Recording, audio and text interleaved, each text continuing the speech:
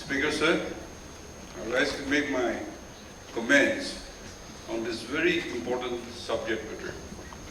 The Minister in charge of the Power Department had at length expressed about the reformation of the department, and also the participants had elaborately explained their opinions, also their anxiety of the power department. And I appreciate their participation and their suggestions and contributions to improve the power department in our state for distribution and also for the consumers. Why reform is required? Power reforms, Government of India, Power Ministry, time to time they give a lot of reforms and also innovations of the department. Still, we have not improved. That is a sad part.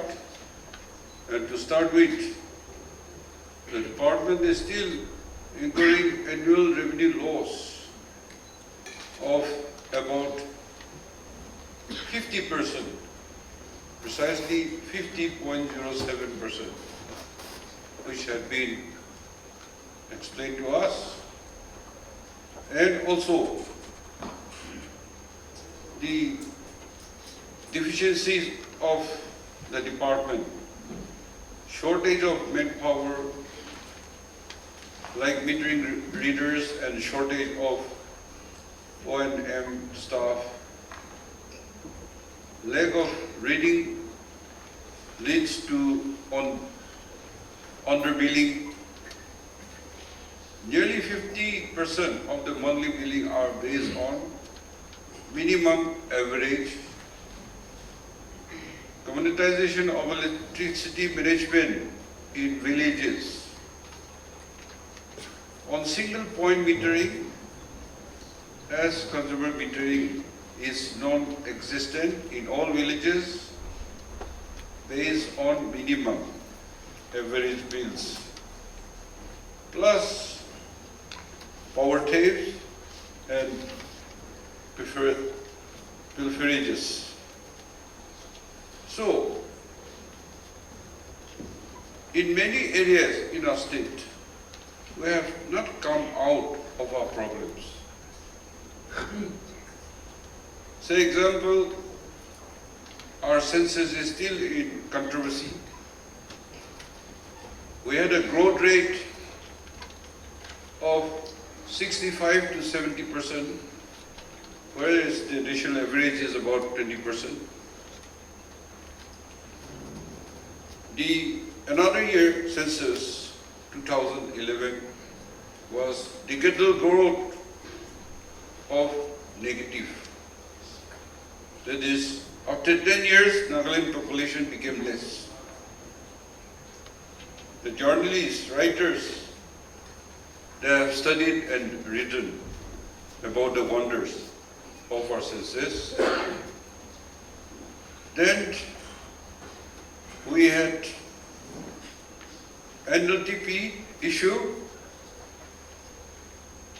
Nagaland has total prohibition, but those who drink, they continue to drink without any hesitation. And after total liquor prohibition, more shops has come up, and there are also spurious, illicit liquor. Another issue is in the national study of BPL and per capita income, Nagaland state is one of the worst because we listed too much below poverty line. we're not honest, you feel that you can get little benefit if you record yourself under below poverty line. So our rating, our state rating is one of the worst. Same thing with power, and therefore we are one of the highest, as mentioned, worst performing state in power losses and revenue collection. In Delhi, I still occupy my bungalow when I was MP, and the building rent, the bungalow rent is nominal.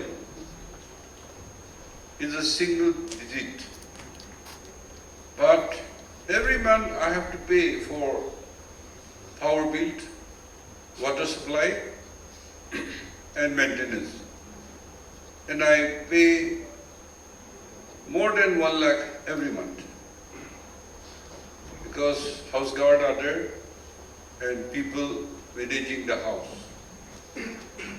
So our state, I think we have to mend our ways and improve upon not only in power but in many sectors.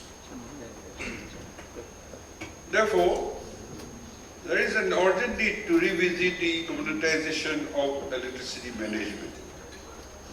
Due to faster urbanization, there is not much difference in lifestyle and usage of energy initiative appliances between urban people and the rural people. In villages, single bulb to the people who are living below poverty line. But today, most of the people in the villages are also using all electrical appliances. And if they don't have electrical appliances, they have solar support. Like how in urban we have generator supports. So it is interesting. If the present trends of increased power demand continuations, the commoditized villages will be one of the major contributors for huge accumulated losses to the state in terms of revenue. Sir, the proposed reform measures are much needed in supplying quality and uninterrupted power supply to the domestic and industrial consumers, as explained by Hekani.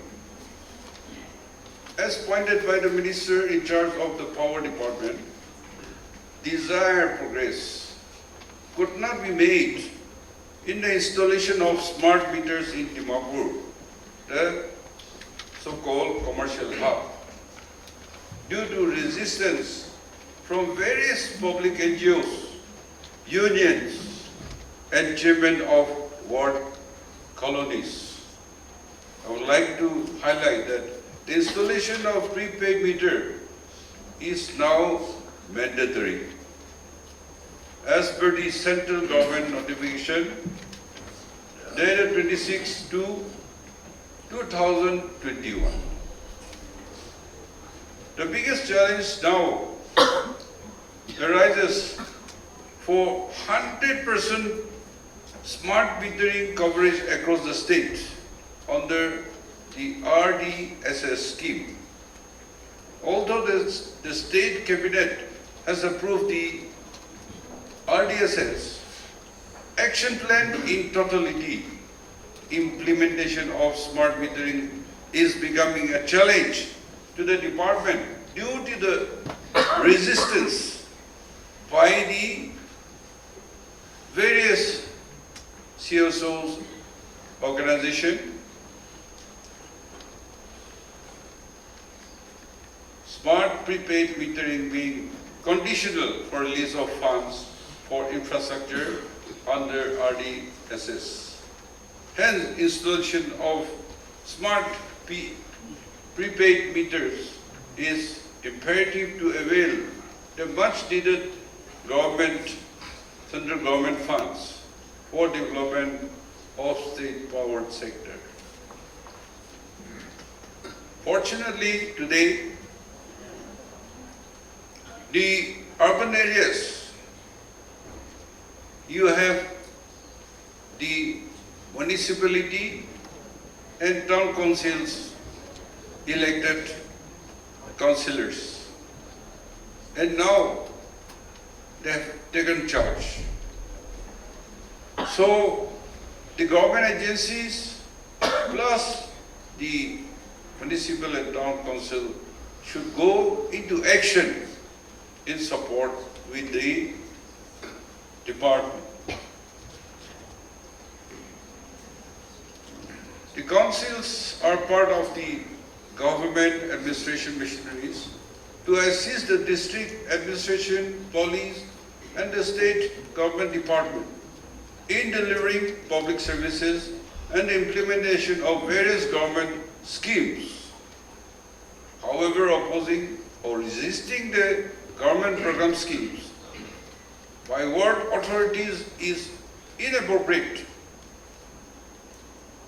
Therefore, we should take action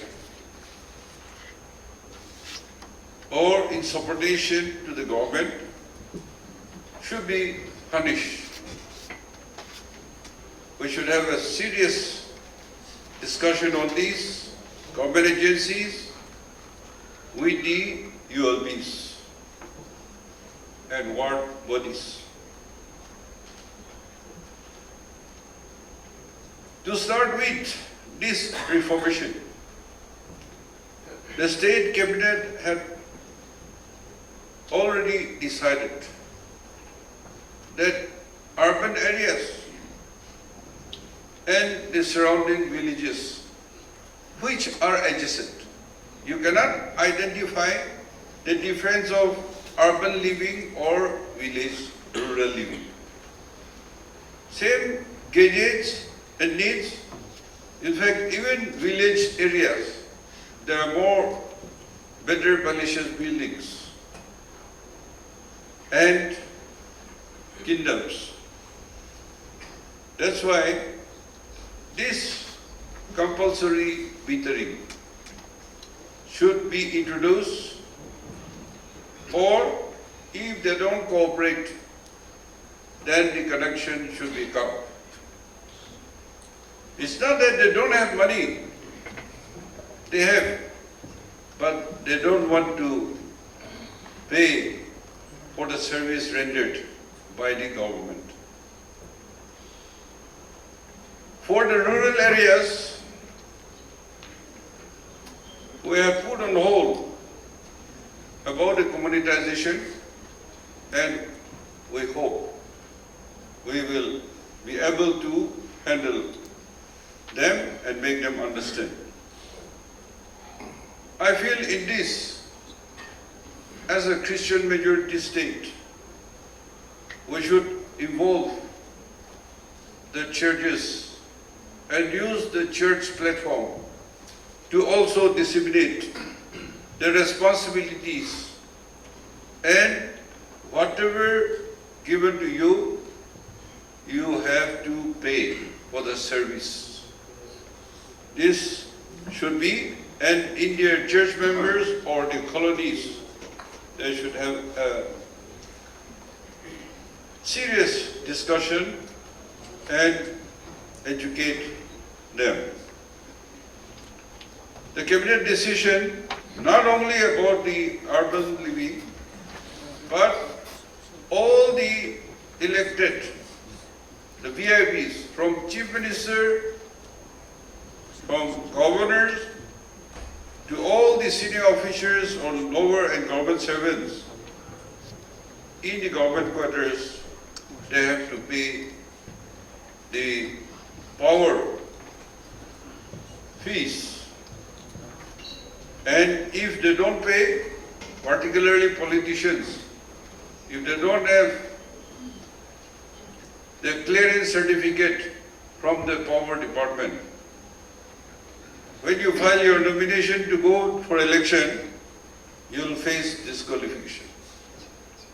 Or if government of official servants default, then they will be dealt with according to the law. Speaker sir, the power sector is one of the major defaulting department in revenue generation. As everybody has stated, it contributes to the growth of the state economy and function as a commercial organization department of the state for delivering electricity as an essential public service. It is important to help this department to recoup its operating cost expenditure from its consumers to ensure stable, quality, affordable power supply, so as to leverage all-round economic growth and infrastructure developmental activities. Here, I also appeal to the power department the quality service to the consumers, particularly the events or VVIP visit functions or in the hotels where tourists and outside guests come. Those visiting places, they not only use one generator, but stand by a generator also, side by side. And they have to give auto transfer. With everything service providers, it costs more and more. So even if you pay minimum bill, the supporting, because the unreliability of the power supply, there is unnecessary and extra expenditure. Therefore, I hope as government is supporting, we also appeal to the public to comply and support the department so that they will also give quality power supply to the consumers. I hope in today's discussion, the message will go to the people and the functionaries, government agencies should all come in support of the power department to see that what you need and what you use, you have to pay. So I hope the people will change their ways to be more cooperative and honest to one another so that the reform proposals will bring change for the betterment of our society. Thank you, Speaker.